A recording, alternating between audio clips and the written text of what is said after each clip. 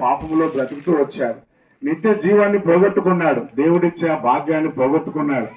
అయితే తిరిగి ఆ శాశ్వతమైన దేవుని రాజ్యాన్ని దేవుడు ఇవ్వడానికి కొరకై యేసుక్రీస్తు ప్రభువారు శరీరధారిగా భూమి మీదకి దిగొచ్చాడు. 2026 సంవత్సరాల క్రితం భూమి యొక్క నడిబొడ్డున ఆయన జన్మించాడు.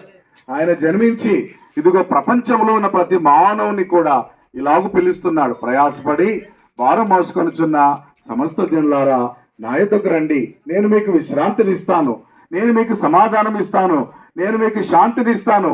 అంతేకాదు ఈ జీవితం తర్వాత దేవునితో ఉండే భాగ్యాన్ని మీకు ఇస్తాను అని ఆయన పిలుస్తూ ఉన్నాడు. అలా పిలవడానికి, అలా ఇవ్వడానికి దేవుడే ఎంతో గొప్ప కార్యం చేయాల్సి వచ్చింది. ఆయన సిలువలో ప్రతి మానవుని యొక్క పాపమును భరించి ఆయన దానికి వెల చెల్లించి చనిపోయి 3వ దినమున తిరిగి లేచాడు. ఆ తిరిగి లేచిన దేవదేవుడు ఆయన